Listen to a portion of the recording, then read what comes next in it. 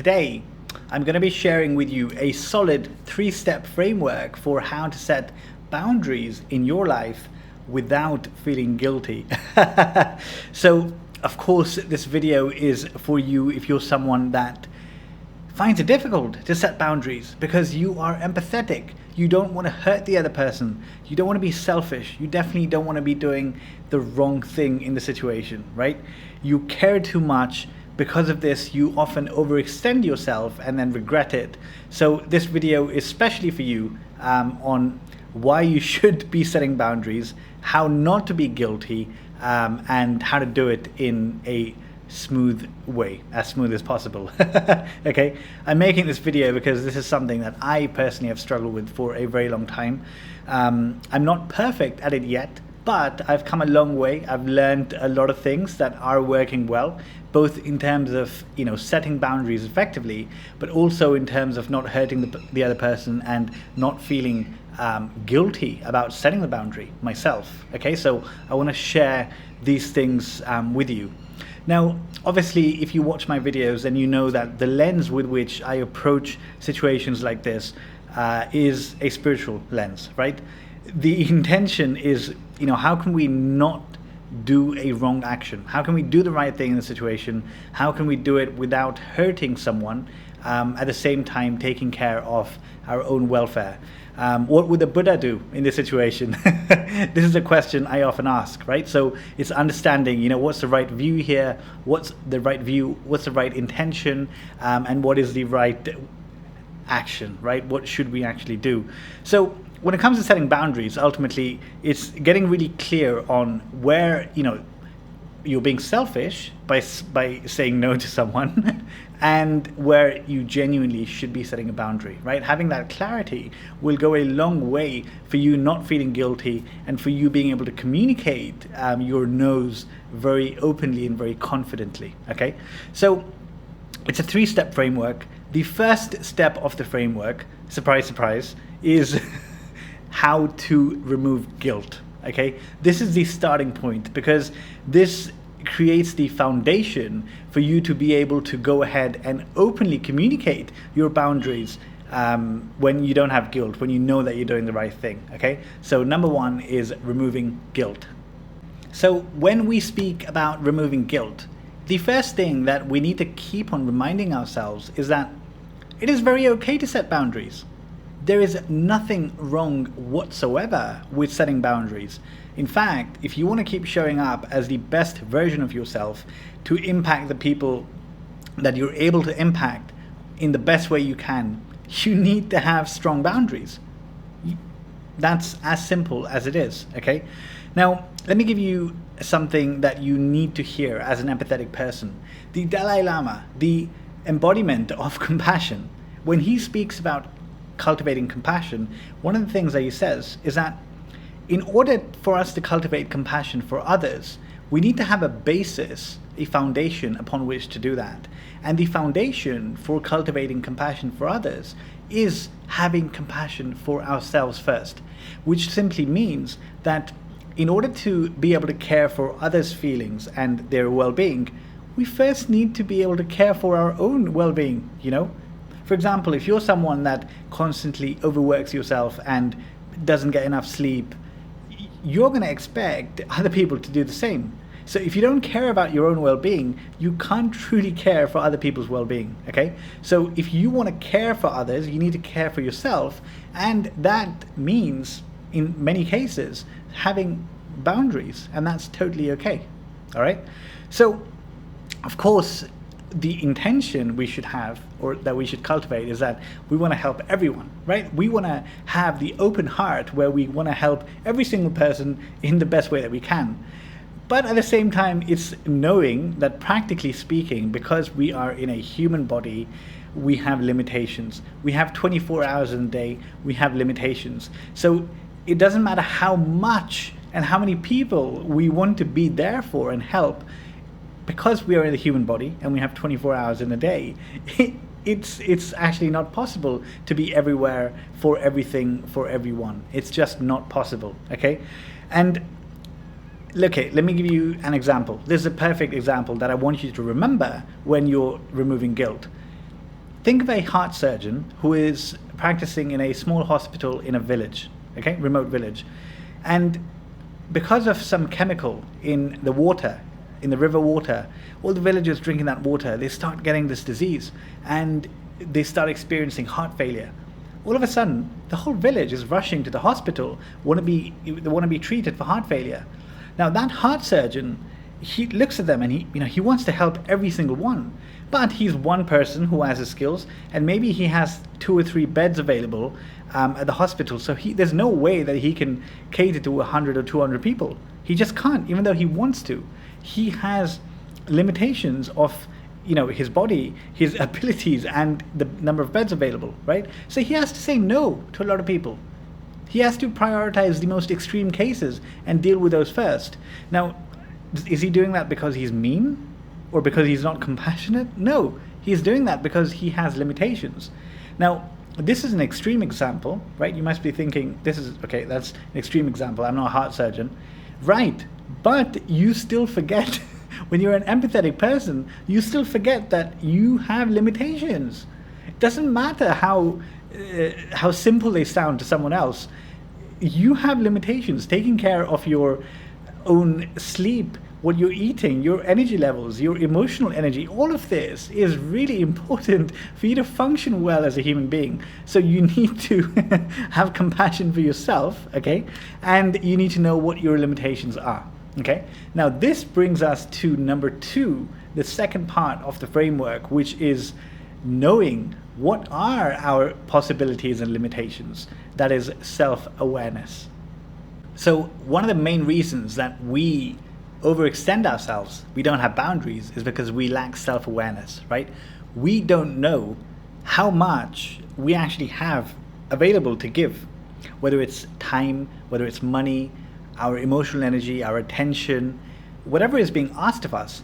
We actually don't know how much we have spare that's givable. We don't have that clarity. And when we don't have that clarity, the mistake that we make is we instead ask, this person's asking me for help. I don't want to give it, but what shall I say? How can I explain to them that I can't do it? We try to look for this magic sentence that if I just say this, it's going to magically make them go away, magically make my problems go away.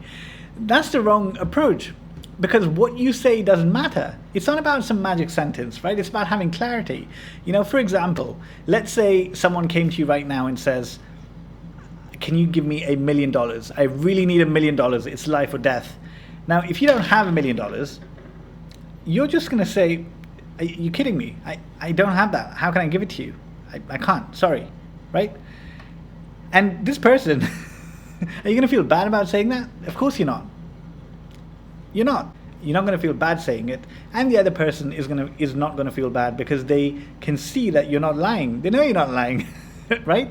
So, did you say something magical? No, you were just honest, right? Because you had clarity. You knew that you don't have the $1 million. In the same way, we need clarity on what you are actually able to give, right? And this is where it becomes really important to know yourself and your life really, really well. So the first thing that you need to be absolutely clear on is what can you actually give, right? Mostly when people ask for things, they're asking for your time, maybe they're asking for money, they're asking for emotional availability, they're asking for your personal space, your attention, or in some cases they're asking you in some way to basically go against your values and do something, right?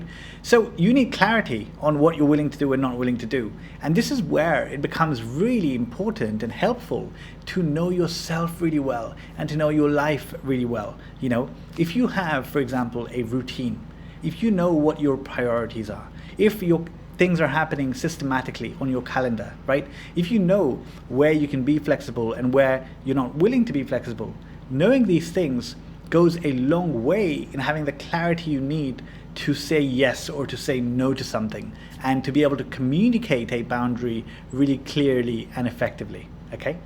All right, so the best indicator that you may need to set a boundary is that when someone asks you for something or asks you to do something, you feel a bit uneasy. You get this anxiety feeling, right? your emotions are telling you things, okay? So don't ignore them.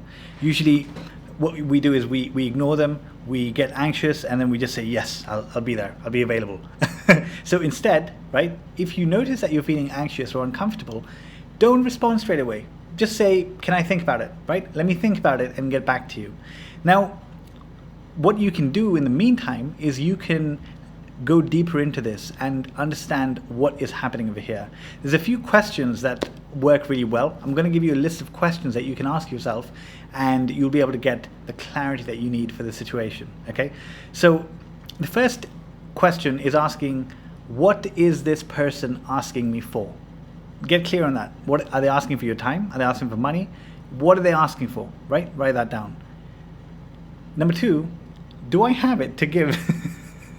Simple question. Okay, write that down. Do I have it to give? Right? Yes or no? Number three, why is it making me uncomfortable? Why is this request making me uncomfortable? Try to think and ask yourself, what are you actually feeling about this that's been asked for you? Is it that it's encroaching on your personal space, your values, your well-being? What is it, right? Why is it making you uncomfortable? Write that down, okay? Number four is, if you said yes, would I be overextending myself? Clarity. Would you be overextending yourself if you said yes? If yes, then it's much easier for you to say no, right? And number five, really important. This is a powerful, powerful question. It reframes the entire situation. Number five is, if I say yes to this request, what am I saying no to?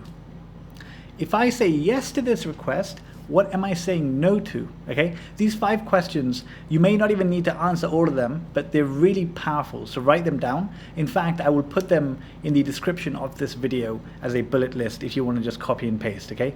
Making life really easy for you.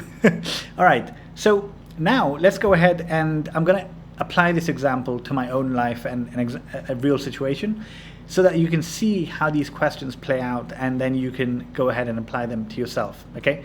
So for me, one area that I've had to, constantly reiterate my boundary, and I'll still have to for the foreseeable future, is that for the past few years, right, I've been focusing on my personal practice, and I wake up really early to do it, around 4 a.m.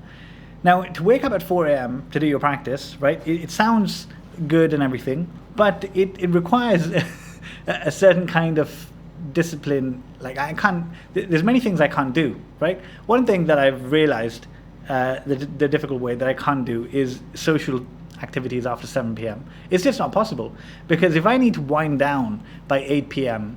and start getting ready for sleep, then how am I going to go for dinner somewhere at 8:30? It's just not possible, right? Now, for me, I'm not expecting everyone to do this, but for me personally, that is my main priority in my life, right? And because it's my main priority, I know that it's clarity, and then when I'm saying no, I don't feel guilty, because for me this comes above everything else. But obviously, it's not easy for people to understand. I get it, right? I get it when my family and my friends would say, why can't you come for this dinner? Why can't you do it, right? No one's gonna, people, it's not people's job to get your situation. It's your job to understand how important it is and decide what you want to do, okay? So let's apply this. So let's say, hypothetically speaking, someone calls me for a family dinner. It's a big get-together happening, okay? And they want me to be there, okay? So the first question, what is this person asking me for? They're asking for my time, for my attention, right? I don't mind giving that. But when I hear that request, what I'm really hearing is, can you please ruin your entire next day? Can you please ruin your entire next day? Essentially, that's what I'm hearing, okay? So that's the answer to what does this person ask me for. Do I have it to give? I don't, because I've done it so many times and regretted it the next day that I simply don't have that time to give. Because if you consider it in a logical way, right? I need to sleep for a good amount of time to be fresh the next day. Let's say your normal sleeping time is 10 p.m., okay? Now, if someone told you that, can you come to my place until 1 a.m. for this family dinner? You'd say no. Same thing for me. Because my bedtime is earlier, I have to say no. So do I have it to give? No, I don't have it to give, right? That's clarity. Number 3, why is it making me uncomfortable?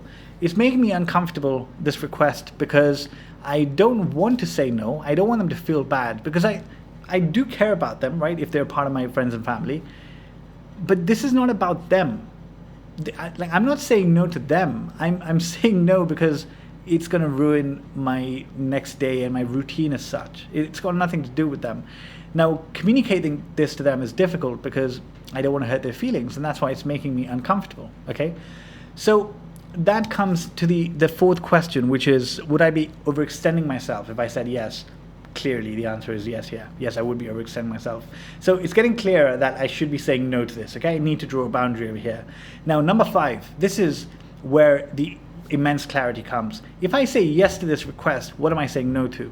Okay, and this is where you will get the confidence to go ahead and say no, or to set your boundary. So if I say yes to a request for a dinner, that's that means I'm sleeping 3 hours past my bedtime.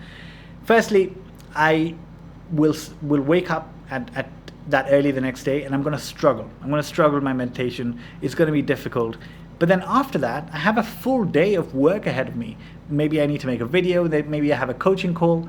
That is going to suffer, right? So the stuff that I'm putting out there, or like a coaching relationship of mine, is going to suffer, right? I'm not going to be able to be my best self on that call because I've essentially gone out the night before for a dinner which seemed important at the time, but now I'm struggling. So you get the idea. If I say yes to this, what am I saying no to? I'm saying no to the things that are my like a real priority for me, right? My spiritual practice and the work that I'm doing.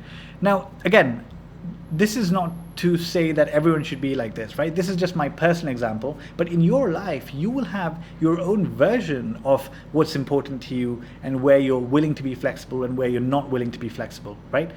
For example, for me, if someone said to me that, look, Rishi, I know that you don't do the evenings. Can we do breakfast? I really want to spend time with you. There's a chance I'd be up for that, So it's having that clarity about what is important to you and how much you have to give, right? So these 5 questions are really, really powerful. Definitely list them down, and they'll give you a lot of clarity. Okay, so the point is that once you are totally clear on your priorities, once you are clear on your non-negotiables and where you're willing to be flexible, where you're not willing to be flexible, this self-awareness will enable you to communicate your boundaries very openly, very confidently, without feeling guilty. That's what we're getting at, okay? So now we come to the last step number 3 of the framework, which is actually going ahead and communicating the boundary, because this is where a lot of people struggle. I struggle a lot with this. There is an art to doing it well, and in terms of not hurting the other person. So let's discuss this, the art of communicating the boundary. Okay, so now we were speaking about communicating the boundary. Here as well, I'm going to give you a 5-point bullet list or checklist that you can use to craft what you're going to say. This is really effective. It'll help you do it in a smooth way without hurting the other person, yet be very honest, very clear, and have the effect of you being able to say something openly without feeling guilty, okay? Now, before we do that, I want to speak a little bit about our intention here. So when we are setting a boundary and communicating with someone, our intention should not be to hurt them or to be egotistical in any way, right? We're simply protecting our personal space and well-being because we need to. But we don't want to hurt them, right? Ultimately, if they're asking us for something, it means either they want our presence, or if they're asking for help, they feel like they can rely on us. So we have to be delicate and gentle when communicating our boundary, and we need to make them know that we do care about them, right? At the very least, we should be kind and gentle in the way that we say things. So that's the intention. But at the same time, realize, okay, that there will be people who will challenge you, right? Because so far, you've been this person that's really nice, and there'll be a good number of people who will not be able to believe that this person that's been so nice and such a yes person all this time, now all of a sudden is saying no, and like speaking up for themselves. This comes as a shock to them, and when they see this, one strategy they employ is to guilt trip you. Okay, they will try to guilt trip you into doing what they want you to do. And I've had people say to me, "Oh, you're such a big person now, right? You don't have time for your family, or you don't have time for me." That's one thing I've heard. Another one I've heard is, "But this is for family. But this is for family. Of course, you can't say no to family, right?" And they use family as a way of guilt tripping you into overstepping your boundary. And when people guilt trip you, okay, you need to realize this. It should be a warning sign, ultimately. Instead of us getting swayed by their guilt tripping, it should be a warning sign that, hold on, if this person is guilt tripping me, that means that maybe they don't care about me as much as I thought they did. Because think about yourself. If you're watching this video, very high chance that if someone said no to you, you would not guilt trip them. If someone said to you that they can't do this because they need to sleep at a certain time, or they need to take care of themselves in this way, it's very likely that you would understand, that you'd say, "I totally get it, right? Can we do something else? Or I just want to spend time with you. Can we do it this way?" It's likely you'd say that. So just imagine the person that's guilt tripping you. Why are they doing that? Is it because they don't truly care about you and they're selfish? Maybe. I'm not saying that's the case, but maybe that can be a case very often. So as much as we want to be kind and gentle, being kind doesn't mean being soft. You can be kind and be firm. Okay, so we have to be firm. Remember, setting boundaries is not easy, and people will not make it easy. Okay, so we have to be firm in what we're saying, and the way to be firm is to have that clarity of why we're doing what we're doing. If we know that we're not doing the wrong thing, then we simply cannot feel bad. If someone asks you for $1 million and you don't have it, you simply cannot feel bad in saying no. The clarity should be that much. It should be that simple for you to articulate what you want to articulate. Okay? All right. So enough about the intention. Now let's get to the actual framework for communicating the boundary. Okay? So these are the steps that you want to keep in mind and follow every time you are articulating your boundary. Number 1, be honest and kind. Being honest makes life easy. Okay? You don't want to lie. If you can't do something because you need personal time, say it's because you need personal time. Don't lie. Just be very honest. It's going to feel liberating, and it's going to make your life very easy. Because when you lie, there's guilt, it's a bad action, wrong action, and you have to now think about what you've told that person the next time you speak to them. Okay, it's very complicated. So be honest. Part of number 1 is be kind. The Dalai Lama says, be kind whenever possible. It is always possible. That really stuck with me, okay? So if we really want to, we can find a way to communicate it kindly. So be kind and honest, all right? Number 2, if you want, offer an alternative. So in my example, I would, if I would say something like, look, you're calling me for dinner. Sorry, I can't make dinner because of XYZ reason, but I do want to spend time with you. Would you be up for doing a breakfast or lunch on the weekend? Maybe that's a possibility, right? So where relevant and where you want to, you can offer an alternative, okay? Number 3 is to set clear boundaries, okay? So for example, if it is a request that's not a one-off request, you see it happening again in the future, okay? So if someone's asking for your time, then you want to be specific about the frequency of your time and your availability, okay? This means that they'll have this clarity that, okay, going forward, this is when and when not this person is available, right? It needs to be really clear, because when it's clear, it's easier to reinforce, okay? Number 4 is to communicate your boundaries at the right time.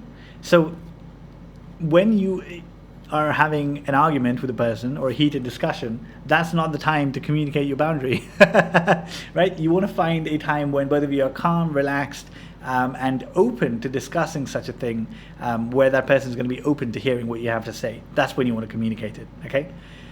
Number 5 is to be consistent with your boundaries. Being consistent means that you can't set a boundary and then go back on it. If you set a boundary, you have to stick to that boundary. And saying it once may not be enough. You may need to restate the boundary multiple times, because people will keep coming back to you with the same request, right?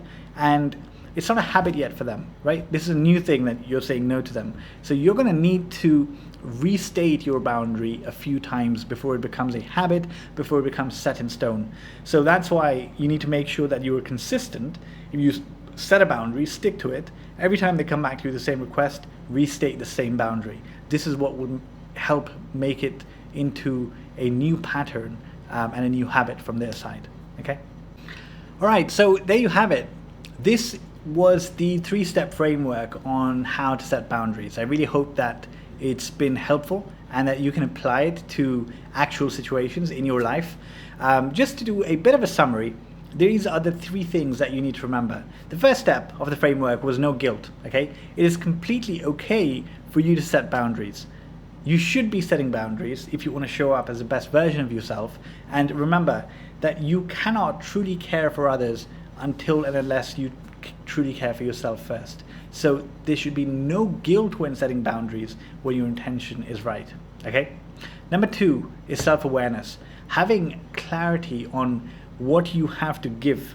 What are your priorities? What are your needs? What are your limits? Having the self-awareness and clarity will make life much easier when you need to communicate your boundaries to other people and actually know where you should be having boundaries, okay?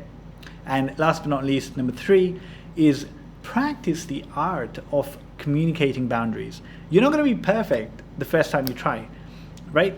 So you need to practice it. You know, what I do is I actually write things down, and when I have a flow of how I'm going to say something, just like doing a video, I would then go and communicate it in that way. And that works really well, because when you know what you're going to say, you can focus on ensuring that that person knows that you care about them and that you're not coming from a bad place.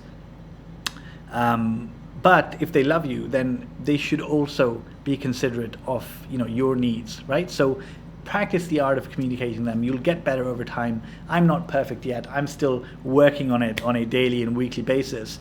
But I really hope that this helps you set boundaries better. Now, doing this video, right, I know for a lot of people that this stuff can sound really simple, that really, like, you didn't know this? You didn't know how to set boundaries? So this video is not for everyone. It's for those few people, and I know there's millions of them out there who are empathetic, who have, you know, engaged in people-pleasing behavior for a good part of their life, maybe because of trauma they've had in the past, right? And they find it difficult to speak up for themselves and to communicate their needs to other people. So the point of this video is to give you the courage to be able to do that without guilt. Because you should be caring for yourself, you should be speaking up for yourself. There is nothing wrong with that. And we have this directly from the teachings of the Buddha, that compassion for others actually begins with compassion for oneself. So even in yoga, we say non-harming, ahimsa, right? Non-harming begins with yourself. You need to be kind to yourself first of all, before you can cultivate that kindness outward to others. Because when we don't do that, when we think we're being nice to other people, we're actually not. Inside there is resentment, and outwardly we're doing a good action, and that is really bad. In the future, that is going to come out, and you're going to be able to see that that was not you acting out of kindness, that was you acting out of fear, out of attachment, not coming from the good place, okay? So setting boundaries will make you somebody that is able to actually be much more compassionate, to be a kinder person, and to actually impact the people in the best way that you can in your life, okay? So that is it. Thank you very much for watching. I really hope that you enjoyed this video and found it useful. Namaste.